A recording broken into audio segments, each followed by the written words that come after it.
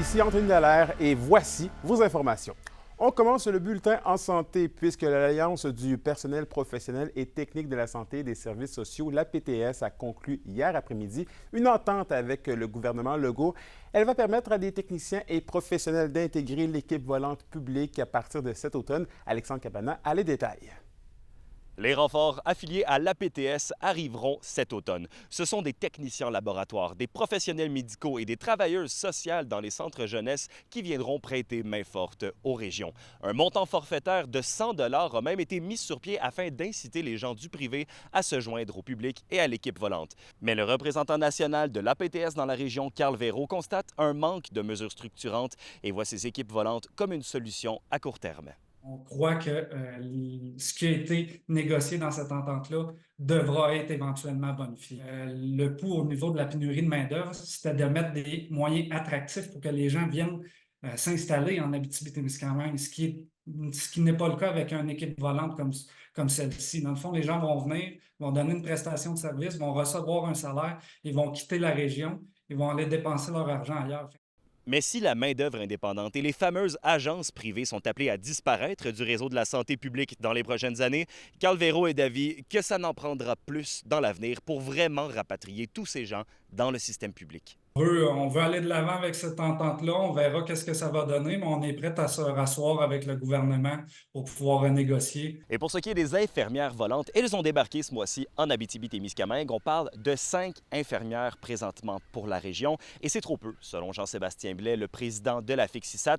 Pour lui, les attentes étaient beaucoup plus élevées. Il y a aussi le fait inquiétant que ce sont des gens qui débarquent dans la région de façon temporaire. On parle de 1 à 3 mois, tout dépendamment des cas. Quelqu'un qui viendrait passer un mois en région puis qui a 2 semaines de formation, finalement, ce sera 2 semaines uniquement un coup de main sur nos départements. Donc oui, ça vient déjà rajouter une pression supplémentaire à nos infirmières qui doivent former de la main-d'œuvre indépendante, qui doivent former des infirmières qui sont en prêt de service et maintenant qui devront former des équipes volantes aussi. Parce que nos 3 députés en région de la CAQ ont une dernière chance de faire bonne impression et puis d'aller nous chercher des incitatifs qui vont faire la différence et nous permettre de maintenir l'offre de service que les gens ont droit. Alexandre Cabana, RNC Nouvelles, à Rouyn-Noranda.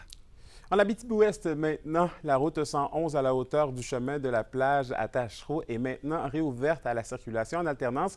On rappelle qu'hier matin, un camion transportant du bois s'est renversé sur cette même route à la hauteur du ruisseau du Chevreuil à la demande d'Urgence Environnement. La route était encore bloquée en matinée pour l'analyse d'un déversement. Et bonne nouvelle, la Maison du Bouleau Blanc à Amos réouvrira ses portes le 13 août prochain. L'édifice de soins palliatifs venant en aide aux personnes en fin de vie était fermé depuis décembre dernier en raison d'une pénurie de personnel pour faire fonctionner son établissement. Et après 1 an de fermeture temporaire, les réparations de la passerelle suspendue au Parc national des Guebels devraient être réalisées cet automne. En attendant, la saison touristique ne semble pas trop affectée par la perte de cette attraction. Un reportage de Sophie Médiavilla-Rivard.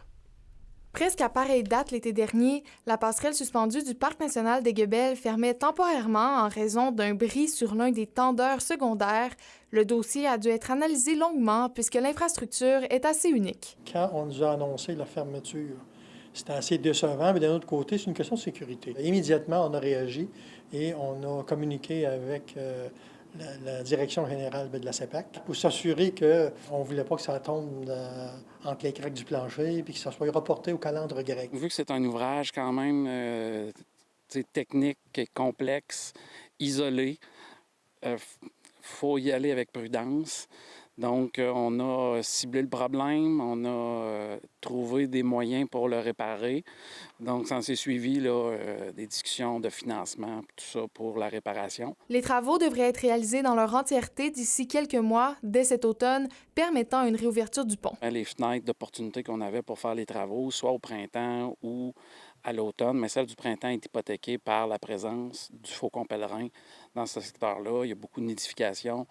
Donc, on ne veut pas déranger cette espèce-là pendant cette période-là. L'affluence de visiteurs durant la haute saison n'a toutefois pas vraiment été affectée. On a quand même une bonne saison.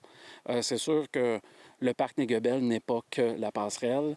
Le parc des Guebels, on a beaucoup d'autres sentiers. On a l'escalier hélicoïdal, on a la tour des garde-feux, le mont dominant. Chacun y trouve son compte, je pense, dans l'observation, puis dans les sentiers à parcourir. Puis il y a beaucoup de monde qui vont voir la passerelle en sachant qu'ils ne peuvent pas passer dessus, ils vont juste la voir. s'approchent, prennent des photos devant la passerelle. Ça reste quand même un ouvrage exceptionnel. Il y a plusieurs autres projets dans les cartons pour le Parc national des Guebels. L'équipe travaille notamment sur la construction d'un observatoire dans le secteur Taschereau et sur une candidature pour devenir un géoparc de l'UNESCO. Sophie Média-Villarivard, RNC Nouvelles, au Parc national des Guebels. Restons dans le plein air, puisqu'un groupe de citoyens dans la vallée de l'Or s'organise pour voir naître une voie d'accotement sur la route 111 entre Val-d'Or et Vassan. Ils veulent pouvoir y rouler en bicyclette en toute sécurité. Ils déplorent le fait que la région ne soit pas dotée d'infrastructures plus importantes pour pratiquer le cyclotourisme. Des démarches avaient été faites dans les dernières années, mais rien n'avait été concrétisé. Semble-t-il que le dossier pourrait débloquer toutefois alors que le député d'Abitibi-Est, Pierre Dufour, les supporte dans leur demande. On avait fait un petit comité, quelques rencontres. On s'était réunis une couple de citoyens pour essayer de voir qu'est-ce qu'il fallait faire. Mais ça n'a comme pas développé jamais. On n'a pas jamais su qu'est-ce qu'il fallait faire de plus. Qu'est-ce qui fait que nous, on n'a pas ça encore, toujours bien un accotement. Mais encore plus que ça, moi, je pense que ça prendrait une piste cyclable intéressante et qui pourrait relier différentes villes comme ça pour attirer du tourisme. Il y en a dans le coin du Témiscamingue, il y en a à Rouyn-Noranda, mais ici, on n'a rien, puis on est l'entrée, là, on est la porte de l'Abitibi, fait que ça serait, en tout cas. Mais c'est ça, là, on doit avoir une rencontre finalement suite à mon poste avec les députés aussi. Au culturel, la troupe à cœur ouvert termine ce samedi sa production estivale Dernier embarquement au paradis. Après 12 représentations et 3000 billets vendus, la troupe dit pour une dernière fois au revoir au Paradis du Nord. Il reste des billets pour les représentations de ce soir et de demain après-midi à la salle des Jardins de la Sarre. Et au sport, la Super Coupe Abitibi-Témiscamingue se poursuit en fin de semaine. Le tournoi de soccer Interville en est à sa 4e journée et 4 équipes de Rouyn-Noranda, Amos et Val-d'Or y participent. 2 parties sont prévues samedi à 14h au terrain synthétique de Val-d'Or et à 16h à Amos sur la première rue. Les organisateurs ont voulu permettre à des joueurs de niveau senior de disputer des matchs compétitifs dans des différentes villes de la région. Une première initiative de ce genre.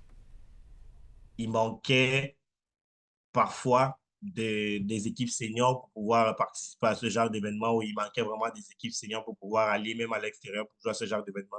Ce qui fait que quand les jeunes, ils atteignent la majorité, ils n'ont plus d'endroits où ils peuvent jouer, faire du soccer, si ce n'est des petits matchs entre amis de temps à autre, les week-ends ou les vendredis soirs. Fait que nous, on a essayé de mettre sur pied quelque chose qui pourrait toujours les donner cet engouement-là de jouer au soccer. Comme je disais, c'est des étudiants, c'est des travailleurs, c'est des pères de famille. À la météo de l'Abitibi-Témiscamingue, préparez-vous beaucoup d'eau puisqu'il va continuer de faire chaud. Pour ce soir et cette nuit, c'est partiellement nuageux sur tous les secteurs avec 60 % de probabilité d'averse en Abitibi et 40 % pour le Témiscamingue. Les minimums oscilleront entre 17 et 18 degrés Celsius. Pour la journée de demain, ce sera une alternance de soleil et de nuages avec 40 % de probabilité d'averse et un maximum de 28 degrés partout dans la région. Et en aperçu, pour dimanche, c'est des nuages avec un maximum de 22 degrés. Et voilà, c'était vos informations régionales. Merci encore une fois d'avoir été des nôtres ce soir. Nous, on se retrouve la semaine prochaine pour la suite des choses. D'ici là, prenez soin de vous.